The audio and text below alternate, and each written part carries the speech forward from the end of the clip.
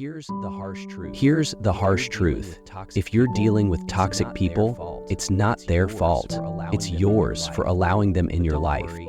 But don't worry, I'll show you how to take back control and leave them powerless. Toxic people don't just appear out of nowhere. They thrive on the cracks in your boundaries, feeding off your reactions. Most people let them wreak havoc because they're too afraid to confront the hard reality. You can't fix them, but you can outsmart them. In this video, I'll reveal brutally honest and foolproof ways to handle toxic individuals. And by the end, you'll realize that your peace was always in your hands. 1. Forgive, but don't forget. Forgiveness is one of the most misunderstood virtues. Many people think forgiving someone means you're weak, naive, or willing to overlook the pain they caused you. But true forgiveness is none of that. It's not about excusing someone's behavior or welcoming them back into your life with open arms. It's about liberating yourself from the chains of resentment. I learned this the hard way. Years ago, I had a close friend. Let's call them Alex. We were inseparable, or so I thought. One day, I confided in Alex about something deeply personal, trusting they would keep it between us. But a week later, I found out they had shared my secret with others, twisting the story in a way that painted me in the worst possible light. The betrayal cut deep. I was furious, not just at Alex, but at myself for trusting them in the place. The anger stayed with me for months, maybe even years. Every time I saw them, or even heard their name, it felt like the wound was reopening. I carried that resentment everywhere, and I didn't realize how much it was weighing me down. Then, during a particularly low moment, I came across a quote: "Resentment is like drinking poison and expecting the other person to die." That hit me hard. I realized that while Alex had moved on, living their life, I was the one trapped in a cycle of anger and hurt. My resentment wasn't punishing them, it was punishing me. So, I made the decision to forgive, but not in the way most people imagine. I didn't call Alex up to reconcile, nor did I invite them back into my inner circle. Instead, I forgave them silently, in my own heart. I let go of the anger, not for Alex's sake, but for my own peace. But here's the critical part. I didn't forget. That betrayal taught me an invaluable lesson about trust, specifically who to trust and who to keep at a safe distance. Forgiving Alex allowed me to move forward without bitterness, but remembering the betrayal ensured I wouldn't make the same mistake again. Note, I knew I was right. Forgiveness is often seen as weakness, but in reality, it's the ultimate act of strength. It takes courage to release anger when holding on to it feels justified. It takes wisdom to understand that forgiveness doesn't mean giving someone another chance to hurt you. Forgetting, however, is a different story. Forgetting invites the same pain back into your life. Think of forgiveness like healing a scar. You don't keep opening the wound, but you also don't erase the scar. The scar is a reminder, not of the pain, but of the lesson. It reminds you of what you endured and what you learned. It doesn't define you, but it shapes your future decisions. The Stoics often emphasized the power of controlling your emotions, and forgiveness is a prime example of that. By forgiving, you take control of the narrative. You refuse to let the toxic actions of another dictate your peace. By not forgetting, you protect yourself from falling into the same trap. I'll leave you with this thought. Forgiveness is a gift you give yourself, not the person who hurt you. Forgetting, however, is a disservice to your growth. Let go of the bitterness. Hold on to the lesson and carry it with you as a shield, not a burden. 2. Limit your access. Let me be real with you. Some people don't deserve a front row seat in your life. Putting them behind you may sound kind, but it's the wrong way to reach the goals. I don't care if they're family, lifelong friends, or colleagues you see every day. If someone's toxic, draining, or constantly disrespecting your boundaries, it's time to downgrade their access. Call it harsh if you want, but protecting your peace isn't selfish. It's survival. Here's the thing, I used to be a people pleaser. If someone wanted my time, energy, or attention, I gave it. No questions asked. I'd stay on the phone for hours with a friend who only called to complain about their life, completely ignoring that I had my own struggles to deal with. Or I'd bend over backward for people who wouldn't even lift a finger for me in return. Sound familiar? It hit me one day after yet another draining conversation with someone who seemed to think I was their unpaid therapist. I hung up, completely exhausted, and thought, why am I doing this? What am I even getting out of this relationship? That's when I realized not everyone deserves unrestricted access to you. Here's where it gets controversial. Limiting access doesn't always mean cutting someone off completely. Sometimes it's about setting subtle boundaries they don't even realize you've put in place. For example, that friend who always dumps their problems on you. Start responding with, wow, that sounds tough. What do you think you'll do about it? Watch how quickly they lose interest when you stop feeding into their negativity. Or take that family member who always criticizes your life choices. You don't have to argue or explain yourself. Just nod, smile, and keep your plans to yourself.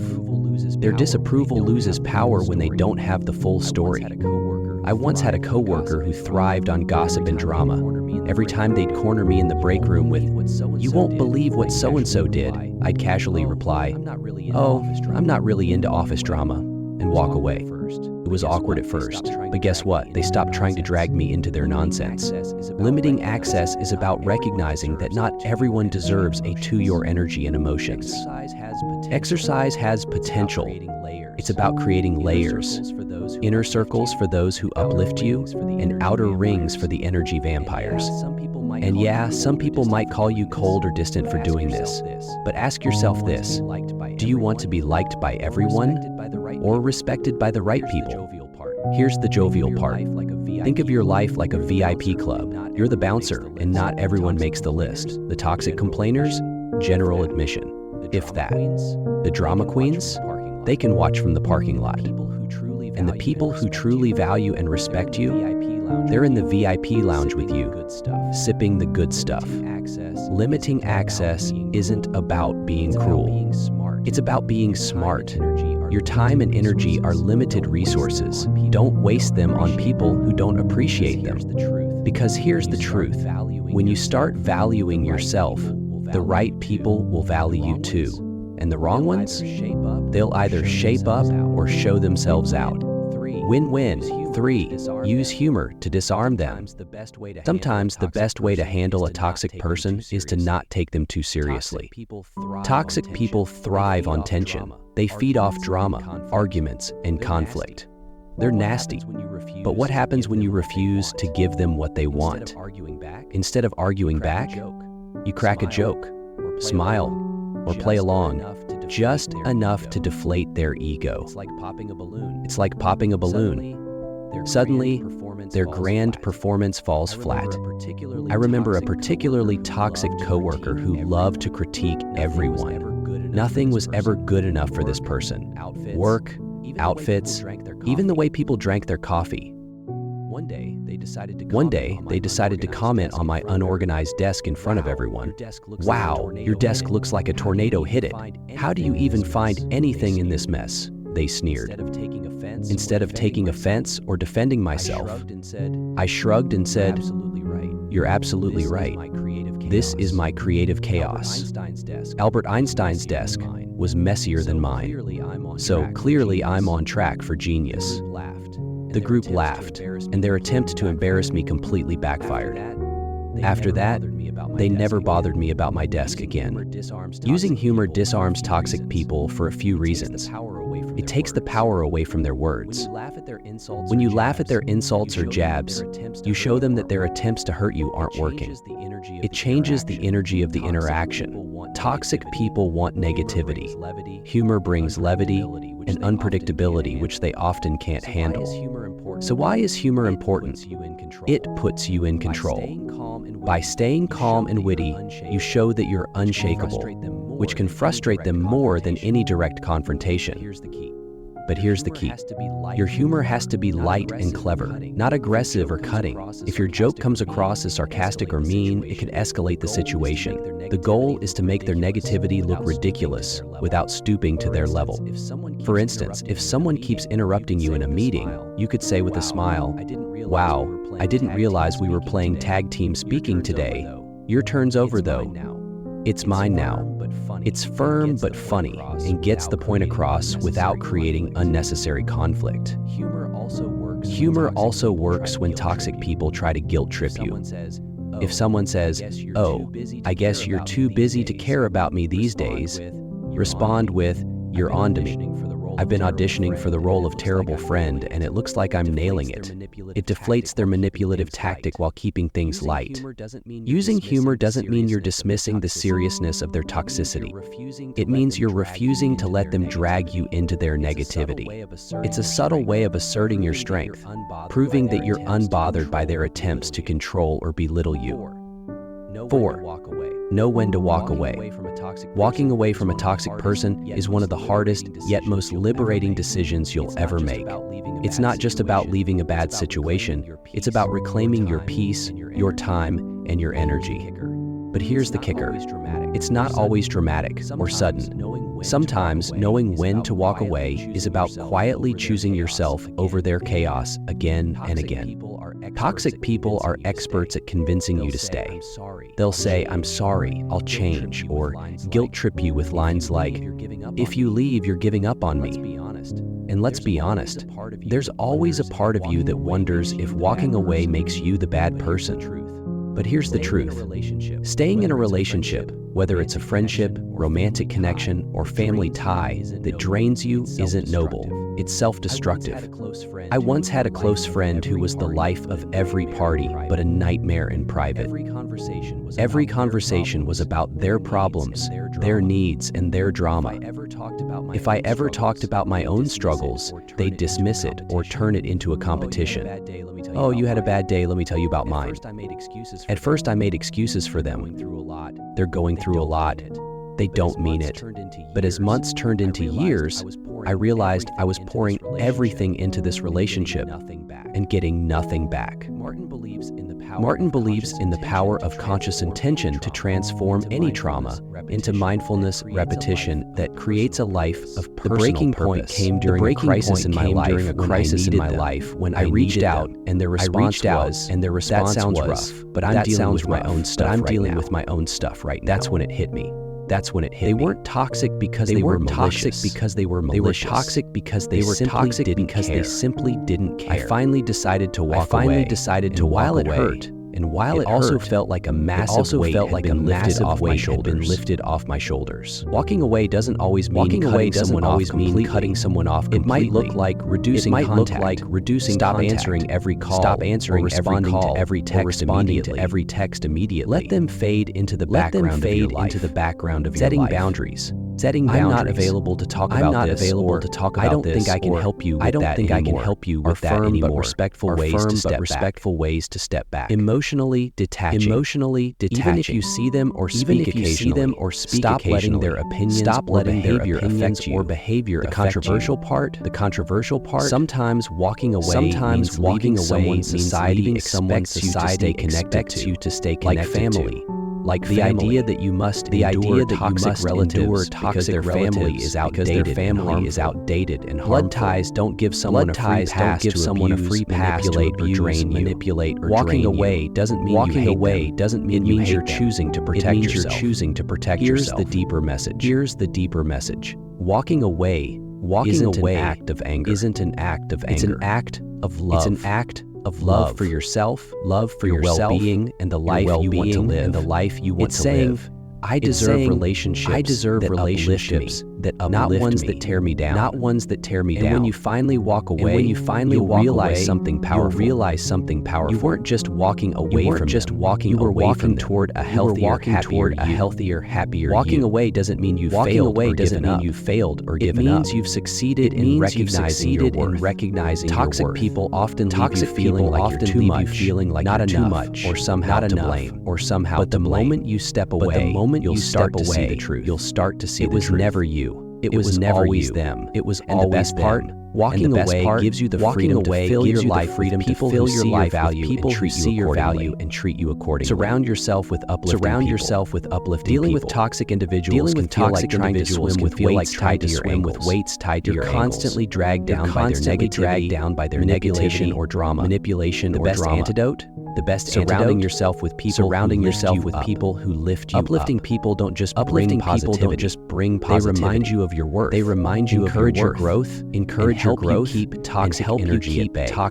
Here's a simple truth. Your environment shapes you. If you spend most of your time with toxic people, you'll inevitably absorb some of their habits, attitudes, or even their worldview.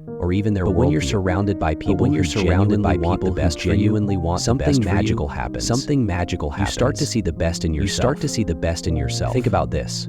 Have you ever had a friend who makes you feel lighter after spending time with them? Someone who listens without judgment, celebrates your wins without jealousy, and challenges you in a way that feels empowering rather than condescending. Those are the uplifting people you need to seek out. For me, there was a period in my life when I was stuck in a cycle of toxic relationships. One day I met a new colleague who was refreshingly positive and sincere. They'd say things like, "You're really good at this. Why don't you take the lead? Why don't you take the lead? You handled that situation so well."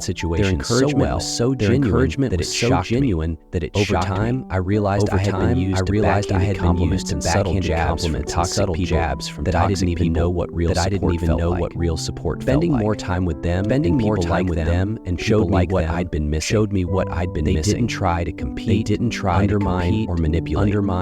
Instead, they inspired me to believe in myself, and to set higher standards for the relationships I allowed in my life. Here's how to surround yourself with uplifting people. Identify your tribe. Look for those who inspire, encourage, and energize. These might be old friends, mentors, or even new acquaintences. Invest in quality connections. Instead of trying to maintain surface level relationships. Focus on deepening bonds. With a few genuinely uplifting Reciprocate people. positivity. Relationships are a two-way street. Be the kind of uplifting person you want in your life. Listen, support, and celebrate others authentically. The controversial part. This might mean cutting ties or limiting contact with people who don't uplift you, even if they've been in your life for years. Loyalty is a beautiful trait, but it's not worth sacrificing your peace of mind for someone who consistently drains you. The deeper message is this. Uplifting people don't just make you feel good. They remind you that life is meant to be shared with those who see the best in you. They help you grow into the version of yourself you're meant to be, simply by believing in you, and holding space for your potential. Here's the reality. Toxic people will try to convince you that everyone is just as selfish, bitter, or manipulative as they are. Uplifting people show you a different truth. They remind you that kindness, and genuine connections still exist. And once you experience that, you'll wonder why you ever settled for anything less. Refuse to engage in their games. Toxic people thrive on chaos. They are like emotional puppeteers, pulling strings to manipulate, provoke, or control you.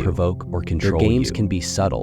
Like guilt-tripping you into doing something you don't want, or outright explosive, like stirring up drama, to make themselves the center of attention. The only way to win, stop playing. Refuse to engage in their games entirely. Here's the thing.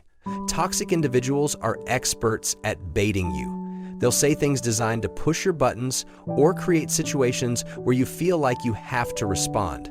But the moment you take the bait, they've won. You're on their turf, playing by their rules. By refusing to engage, you take away their power and leave them spinning in their own chaos. I remember dealing with a particularly toxic family member who loved to stir up arguments at gatherings. They'd throw out passive-aggressive comments like, "It must be nice to have so much free time. Some of us actually work hard." At first, I'd try to explain myself or defend my choices, but it only made things worse.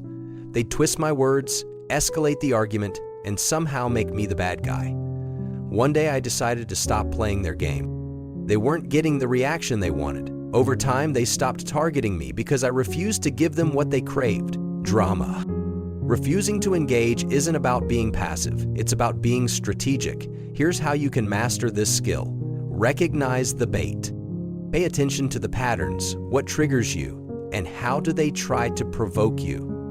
Once you spot their tactics, you can prepare to respond differently. Stay calm. Toxic people want an emotional reaction. Keep your composure and don't let their antics dictate your mood. Respond minimally or not at all. Sometimes silence is your best weapon. Other times, a neutral, non-committal response like, "That's interesting," or "I see," is enough to shut them down. Set boundaries. Make it clear that you won't entertain their behavior. For example, "I'm not going to argue about this," or "Let's talk when you're ready to have a productive conversation." The controversial part.